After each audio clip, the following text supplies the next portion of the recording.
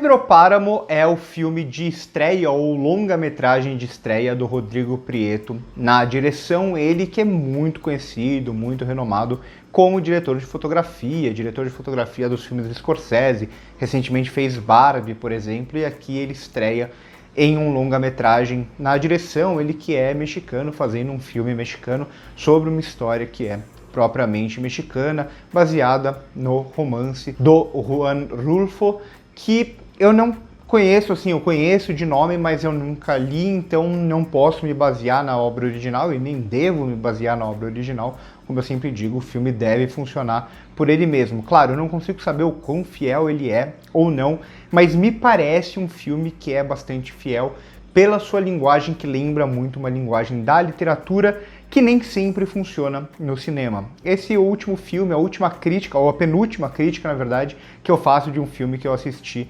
na Mostra de São Paulo, assisti ele no cinema e ele já chega agora na Netflix na semana que vem. Muita gente que está assistindo a esse vídeo provavelmente está assistindo ao vídeo depois de ter assistido ao filme quando ele estreia na Netflix.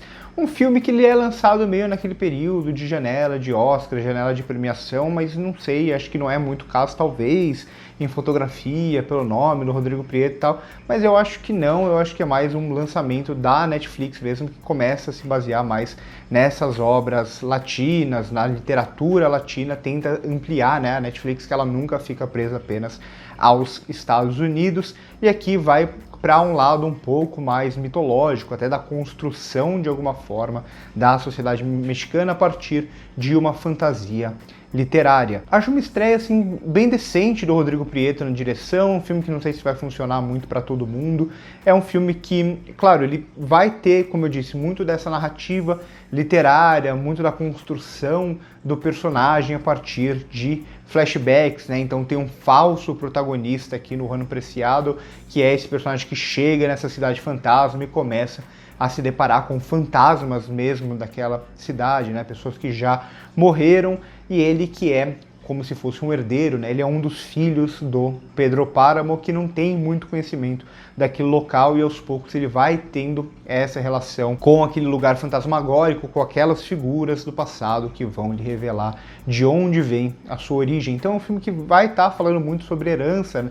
De certa forma, né? Tanto do personagem com o seu passado, mas ao mesmo tempo do próprio México aqui, né? Ele vai tocar em pontos da história mexicana, claro, a partir de uma lógica ficcional, fantasiosa, mas que vai tocar em pontos da sociedade mexicana, da construção da sociedade mexicana, ainda que restrito a apenas aquele espaço. Claro, aqui o Rodrigo Prieto, ele é um cara que domina muito a imagem cinematográfica, né? Não só na questão, é um filme que se passa muito à noite, né? Então é difícil você filmar dessa forma, muitas vezes se usa até a luz do dia e depois se converte na pós-produção, mas aqui tem muitos lugares fechados mesmo que ele consegue filmar com muita facilidade usando essa iluminação. É um filme que ele consegue ser bastante vistoso a partir da imagem, mas não só em questão de iluminação, mas também de enquadramento, de movimento de câmera. Ele domina até bastante uma lógica mais de um filme fantasmagórico, um filme gótico em certo sentido, que puxa até elementos do cinema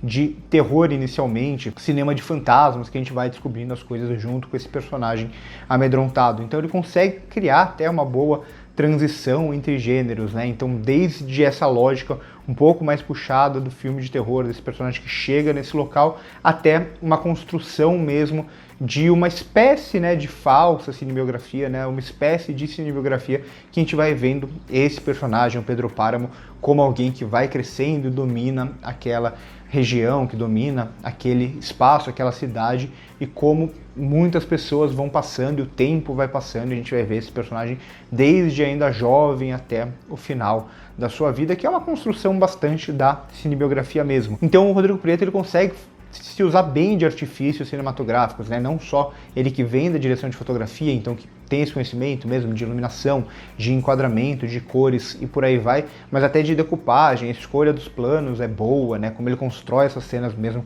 por meio dos planos, como ele dirige bem os atores, aqui é um elenco que está bem afiado de alguma forma com essa proposta, que é uma proposta que puxa mais para uma espécie de novelão, né?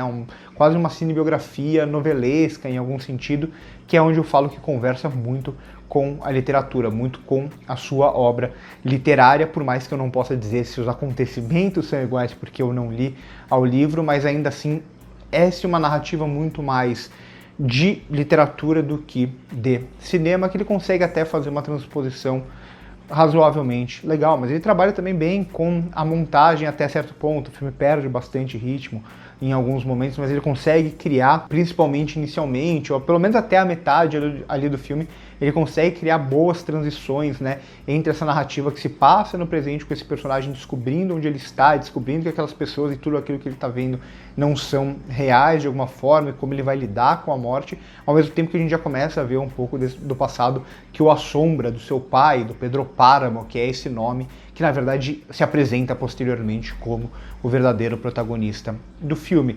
É um filme que não me pega tanto assim, eu acho que também tem uma relação, ele depende muito de uma relação cultural, de uma relação com a obra original, talvez. É um projeto até relativamente arriscado da Netflix nesse sentido, porque não é um projeto tão universal em questão de linguagem, né? Não é um desses filmes que não são americanos, mas conversam com essa linguagem mais americanizada de Hollywood, que acabam abrangendo o mundo inteiro. Eu acho que é uma linguagem aqui até corajosa, em certo sentido, do Rodrigo Prieto, de ser um filme que ele vai abordar a partir de uma estética, em alguns sentidos até meio americana, mas a narrativa e os símbolos aqui presentes que vão puxar muito mais para algo latino, para algo mexicano, acima de tudo, que vai estar falando sobre o México, sobre o cinema mexicano em algum sentido, né, na construção das imagens, na eternização dessas imagens, dessas figuras. Então, como ele filma o Pedro Páramo, né, como essa figura imponente que vai se destruindo em algum sentido,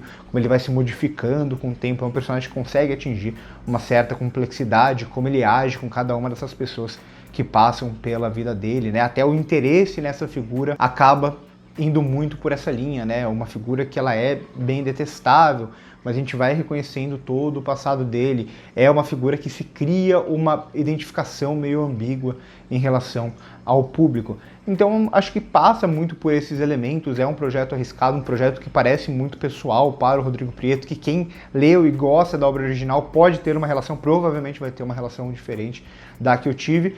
E acho assim, um bom filme de estreia do Rodrigo Prieto, né? Nada muito além disso, não acho nada muito grandioso, até em termos de imagem, que eu falei que ele domina muito bem. Não é um dos melhores filmes que... Ele já fotografou filmes melhores para outros diretores do que esse daqui. Acho que é uma boa fotografia, mas também nada se destaca tanto assim para mim nesse filme que, como eu disse, é um projeto arriscado da Netflix, que não é o escolhido do México para o Oscar, não é um filme para disputar tanto temporada de premiações. Então, que chega nesse momento do ano como uma obra a partir de uma obra base que é mais conhecida regionalmente de alguma forma, e a Netflix investe esse dinheiro. Acho interessante que tenha investimento nesse tipo de filme, mesmo quando ele não funcione tão bem assim. Pedro Páramo para mim funcionou, assim, não é um filme que eu desgostei, mas também não é um dos filmes que mais me chamam a atenção nessa cobertura de festival que a gente está assistindo muita coisa. No dia que eu assisti Pedro Páramo mesmo, eu assisti 4 filmes. Dos 4 filmes, ele talvez seja um dos que eu menos tenha gostado. Foi um dia bom, um dia de bons filmes no festival.